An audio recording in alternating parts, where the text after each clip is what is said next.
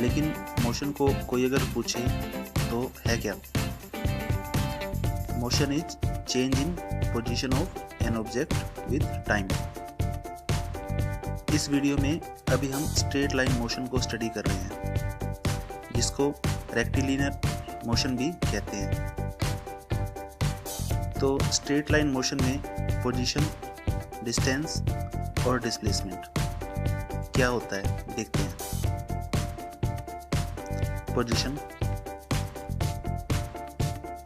तो आपने अभी समझा कि motion is change in position of an object with time. Position बताने के लिए हमें रेफरेंस पॉइंट और एक्सिस बनानी पड़ेगी, जिससे हम ये बता सकें कि ऑब्जेक्ट इस रेफरेंस पॉइंट और रेफरेंस एक्सिस से कितनी दूर है। तो इसके लिए हम 3 रेक्टेंगुलर एक्सिस बना देते हैं, तो जो कि आपस में म्यूचुअली परपेंडिकुलर होंगी, जिसको एक्स वाई जेड का नाम दे दिया जाता है। ये एक्सिस जहाँ इंटरसेक्ट करती हैं उसे ओरिजिन कहा जाता है, जिसको हम ओ से डिनोट कर देते हैं। इसको हम 3 डायमेंशन रेक्टेंगुलर कोऑर्डिनेट सिस्टम बोलते हैं, जिसमें ये जो एक्स वाई जेड कोऑर्डिनेट्स हैं ये ऑब्जेक्ट की पोजीशन बताते हैं।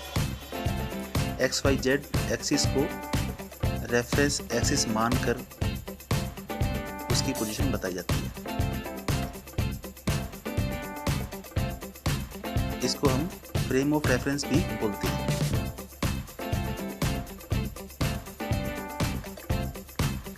अब आती है बात डिस्टेंस की। इसमें हम कार के मोशन को स्टडी करते हैं स्ट्रेट लाइन मोशन में।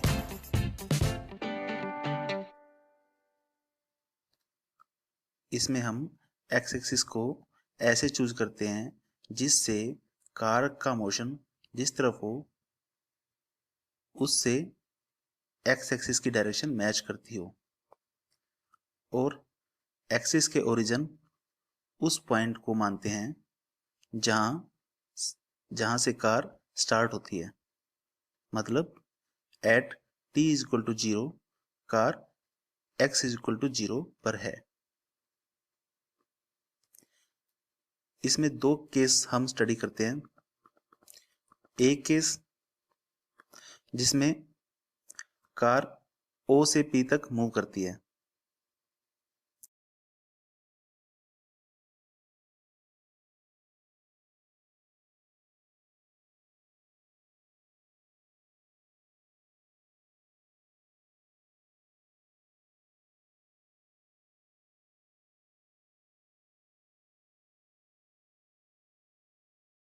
तो distance moved by car is plus 360 metre.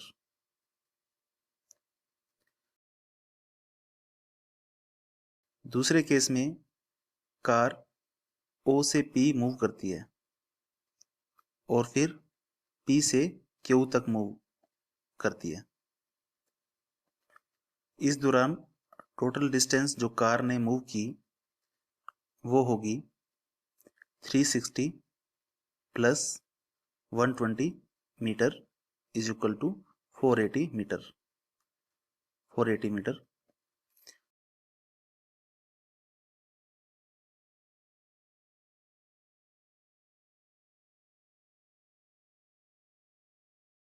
So distance is total path covered by an object.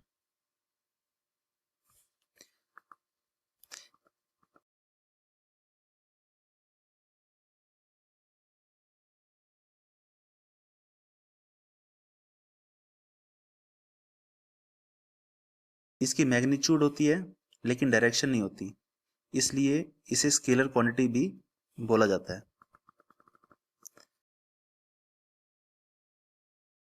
अब बात आती है डिस्प्लेसमेंट की। डिस्प्लेसमेंट की मैग्नीट्यूड भी होती है और डायरेक्शन भी, इसलिए इसे वेक्टर क्वांटिटी बोला जाता है।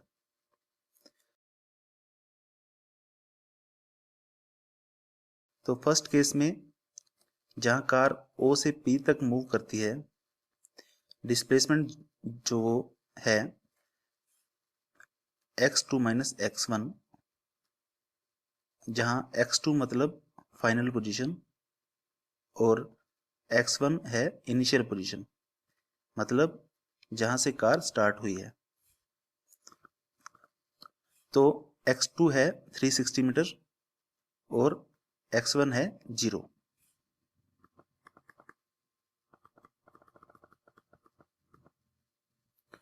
तो डिस्प्लेसमेंट जो बनती है वो है 360 मीटर। इस केस में ऐसा x2 माइनस x1 इसलिए कर रहे हैं क्योंकि डिस्प्लेसमेंट वेक्टर क्वांटिटी है। वेक्टर क्वांटिटी में डायरेक्शन का ध्यान रखना पड़ता है, इसलिए फाइनल पोजीशन जो कि प्लस x डायरेक्शन में है और ओरिजिन जो कि 0 पोजीशन पर है, उसमें से माइनस करना पड़ता है।